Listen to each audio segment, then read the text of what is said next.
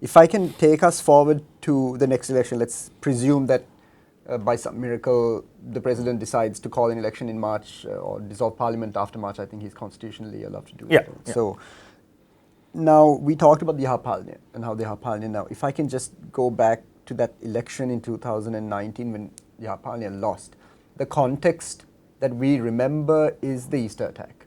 But I want to just remind everyone that the local government elections just before that was a landslide for the Pohotuwa.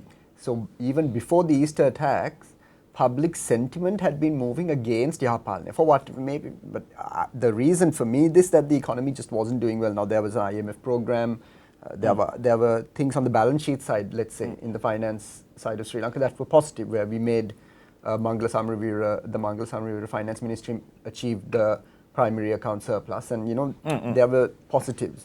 But the overall economy was trudging along, and people were really frustrated with the lack of movement. And on the Yapalne side, we didn't get the kind of corruption investigations that we were expecting. They didn't yield the necessary results. So there was a certain trajectory of the Yapalne regime, right?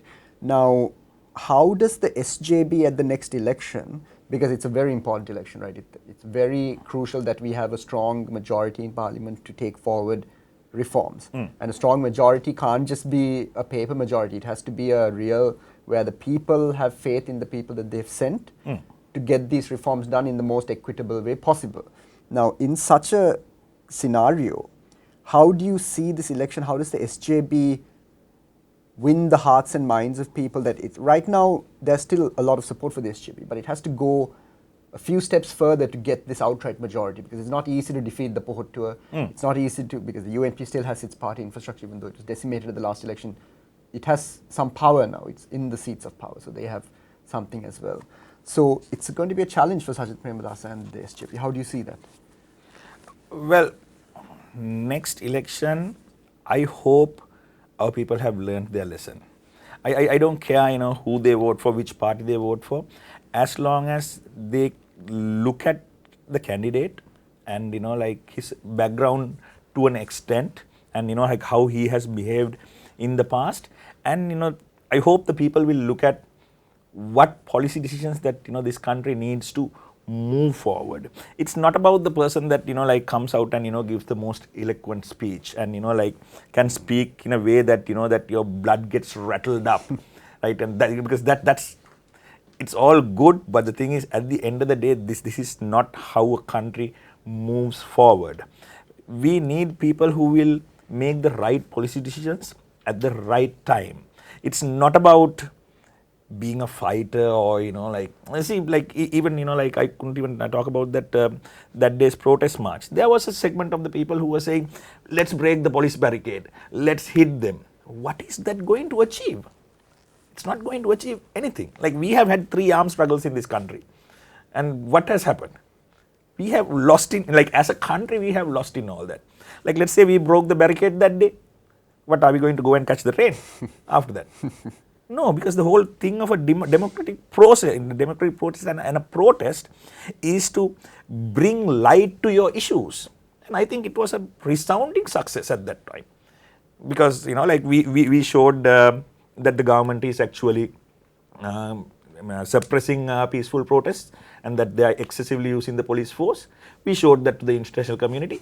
We showed the government that there is a building opposition against them and that, they need to change their system. What else do you need? Getting hammered by tear gas and, putting our people at risk and breaking the barricade and actually hammering the police officers. Because those people are innocent as well, right? Because those are not the people we should be hammering, So now, Anuradha, you are a provincial. You were a member of the provincial councils.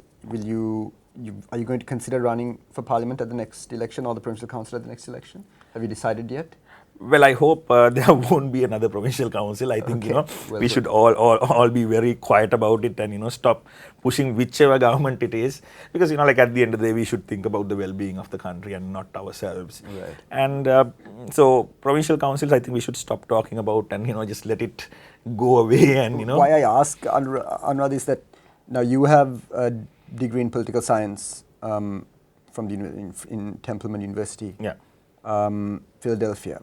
Now, may I ask, like, there's a conversation right now about, qualifications in Parliament. Some people don't have A-levels, but on the other side of it, if you put a sort of qualification requirement, you might miss out on real public servants. Some people didn't have the opportunity to get a higher education, etc. But at the same time, I think it's not a lot to ask that you have qualified people entering to Parliament. Do you think there should be a standard from which you can get into Parliament? Do you think you should be able to pass some exams, or do you think how do you look at it? No, Kusum, I don't think it's democratic at all to put a legal requirement in contesting to Parliament, because we all come from different backgrounds, and it is a fact that most people don't have the same opportunities that maybe you and me would have had. Of course. And that has made a huge impact, but that should not be a reason where you cannot actually serve your public, and it shouldn't be a reason that your voice shouldn't be heard or represented in Parliament. Right. And we have seen some politicians, some policymakers who have done some really good work, and they didn't have much education, but they had the real world know-how, and that actually matters as well. Because just having educated people is not going to make a change. We saw this with the Vietmaga crowd, right? Exactly. Utter blunders. But how do you improve the quality of our elected officials? Because it just seems that if you mentioned the financial aspect, right, in elections. Now, SJB, I know for a fact that the SJB was outspent.